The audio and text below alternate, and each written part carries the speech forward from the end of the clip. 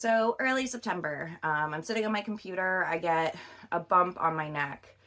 It's really painful. I look at my daughter. I go, "Hey, what happened here?" She goes, "Oh, it looks like a bug bite." And within 10 minutes, I had more welts and bumps kind of on the back of my neck. So I took Benadryl, I took ibuprofen, I iced my neck, and I went to bed. After this all happened, it was still there and not really going away. I could feel whatever this was spreading around my body. I went to my doctor. I told him, like, "Hey, like, what's this going on in my body? It's been really weird." And we kind of decided that it could be possibly a brown recluse spider bite. It is not a brown recluse spider bite, but that's where we initially started with. But that weekend, after seeing my doctor, I went up to Maine with my friends, and one morning I woke up and my whole right side of my face was swollen. And then after I took some Benadryl, it kind of went down and went away, and that happened again the next morning. And so that day we were planning on coming home. My face was so swollen, my friend had to drive us back home from Maine. So once I got back from Maine, I went to the urgent care. I kind of told him what me and my doctor had discussed. We looked into tick illnesses at that point, and we did a full tick workup. This is now September 17th. It's back at the hospital, and that's when they gave me my first round of steroids, and we started talking about an allergy. Is this an allergy? What could it be? Where did it come from? Why am I having these symptoms in my body?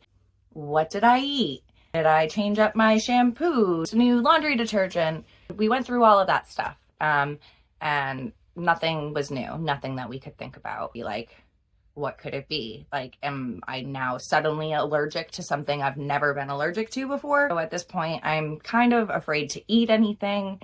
I'm afraid to go to sleep because at this point my throat has been closing. At this point, everyone is going, allergy, tick panel, who really knows? I'm sitting there and my throat is closing and my face is swelling. My whole body is covered in hives and they can't really offer me much information at this point. So I end up going to BID out in Plymouth and follow up with my primary care. Called my primary care and said, "I don't know what to do. My throat is closing and no hospital can tell me what's going on." So we sat down and talked, and we basically came up with a plan to switch up my medication a little bit, refer me to an allergist, and he prescribed me an emergency EpiPen. I get a call from a doctor at one of the hospitals I went to. They said I tested positive for strep throat group C, no symptoms, they're just not going to treat it. And the following day, I had an appointment with my allergist.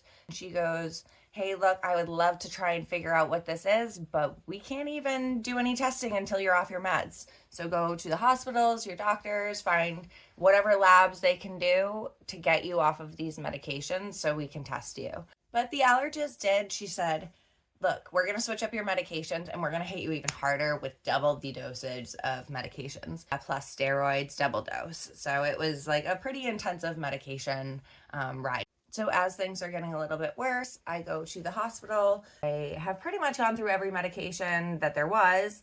They didn't know what to do. They actually ended up giving me epinephrine while I was in the hospital because they had no other options on how to get this to go down. And I asked them, I said, "What do I do when I run out of these medications? What do I do if this doesn't go away? Like, I have 3 kids, I'm kind of nervous." And so the hospital told me, "Hey, what's going to happen is you're going to run out of these medications. You're going to have a reaction that's severe enough that you're going to come back here. We'll probably end up stabilizing you, putting you in the ICU, and then bringing in specialists." Well, that answer was not what I was happy with because I have 3 kids at home. How are you going to just do that? What if I'm driving with my kids? Not cool.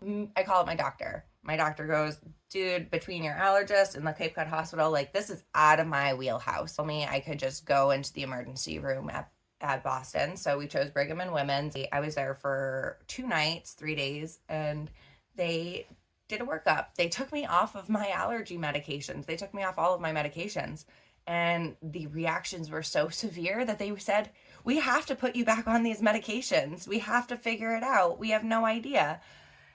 And that was really disheartening for me. So I saw their allergist, I saw their dermatologist, I had a chest x-ray, I had a skin biopsy, I had all these different panels that they were doing on me, EKGs, and they didn't really give me much information. So at this point, between Cape Cod, BID, and Brigham and Women's, they have done all of the panels and testing that they can see fit for the books. And so far, everything's looking pretty good, and they're very confused on what is happening. The diagnosis that I ended up getting through them was chronic urticaria, which is just like long-term hives that they don't have a reason for until they figure out what the reason for is. They did say I had some pneumonia spots on my lungs that they saw, and they wanted that to be followed up on. So I could have an autoimmune disease, or, there could just be something funky going on, and nobody's really sure what we're doing, and it's kind of just play it out and wait until we can figure out more and either hope it goes away or have something else happen that can give us a little more.